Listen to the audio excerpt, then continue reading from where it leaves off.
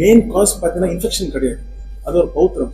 நம்ம குடலும் அந்த யூரின் பைக்குள்ள ஒரு சின்ன ஃபிஸ்டுலா இருந்தது, ஒரு பௌத்திரம், ஒரு இது இருந்தது, ஒரு கனெக்ஷன். ஸோ அந்த கனெக்ஷன் கண்டுபிடிக்காம அந்த ட்ரீட்மெண்ட் பார்த்துட்டு இருந்தாங்க. It's very rare case, we not blame anybody, it's just very rare case. அதை பார்த்துட்டு இங்கே வந்துட்டு சிடி ஸ்கேன் எல்லாம் பண்ணி சிஸ்டோஸ்கோபி எல்லாம் பண்ணி நம்ம கண்டுபிடிச்சோம். சார் வெரி ரேர் கேஸ்ன்னு சொல்றீங்க, எதனால இது ஏற்படுது பர்டிகுலராக எதனால? அதான் சார், ஈவன் பயாப்சி கூட அனுப்பிச்சிருக்கோம்.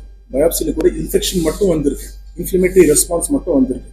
இது வரைக்கும் பார்த்தீங்கன்னா நம்ம தியரியில், நம்ம சயின்ஸில் பார்த்தீங்கன்னா இந்த மாதிரி கேஸ் இல்லை. ஸோ இனிமேல் ஃபர்தராக இந்த கேஸை நம்ம பப்ளிஷ் பண்ண போகிறோம், மெடிக்கல் ஜேர்னல் அந்த ஜேர்னலில் நம்ம பப்ளிஷ் பண்ண போகிறோம். புரியுது?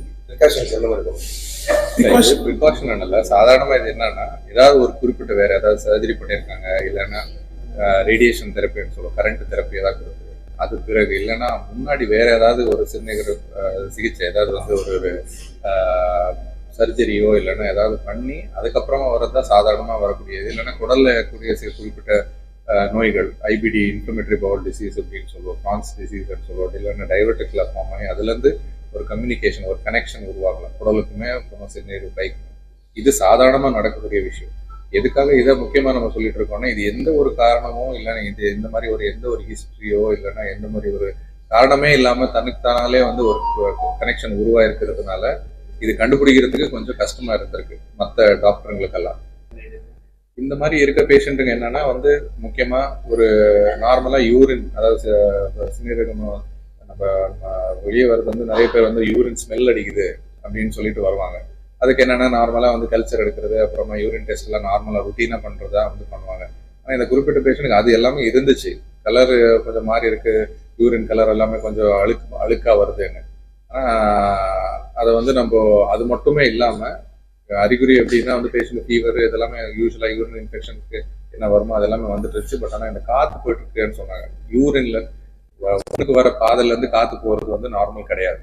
அதை வச்சுதான் பேஸ் பண்ணி தான் நம்ம வந்து சந்தேகப்பட்டோம். பிளஸ் அந்த யூரினோட கலர் நீங்க பாத்தீங்கன்னா நம்ம மலை எப்படி வருதோ அதோட மிக்ஸ் ஆகி யூரின் வந்துட்டு இருந்துச்சு. அது பாக்குறதுக்கே வந்து மலமும் அப்புறமா யூரின் மிக்ஸ் மாதிரி இருந்துச்சு. ஸோ அதில் வச்சுதான் நம்ம சந்தேகப்பட்டோம்.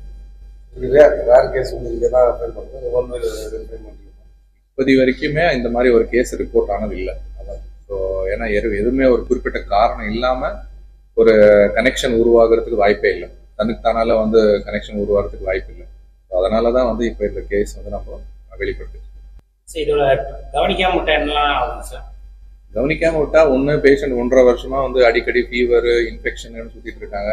சப்போஸ் அப்படியே போச்சு அப்படின்னா செப்சிஸ்ன்னு சொல்லுவோம். உடம்புல வந்து அந்த இன்ஃபெக்ஷன் உடம்புல எல்லாம் பரவி வேற உயிருக்கே ஆபத்து உண்டானாலும் ஆகலாம்.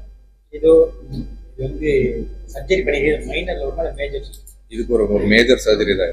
இந்த சர்ஜரி பத்தி சார் என்ன, நம்ம ஃபர்ஸ்ட் வந்து 2 பேரும் சேர்ந்து ஃபர்ஸ்ட் முதல் சர்ஜரி பண்ணோம்.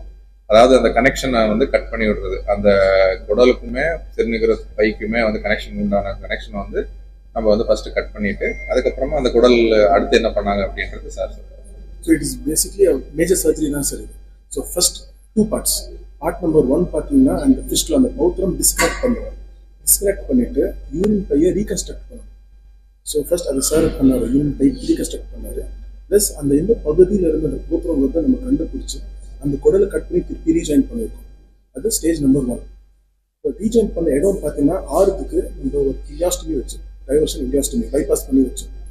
ஒரு வாரம் 10 நாள் கழிச்சு அந்த பயாப்சி எல்லாம் வந்து பிறகு எல்லாம் அந்த எலக்ட்ரோலைட் இம்பேலன்ஸ் சுகர் எல்லாம் பார்த்துட்டு ஒரு 20 டேஸ்க்குள்ளே நம்ம திருப்பி அந்த செகண்ட் சர்ஜரி பண்ணி எல்லாம் க்ளோஸ் பண்ணுறோம்.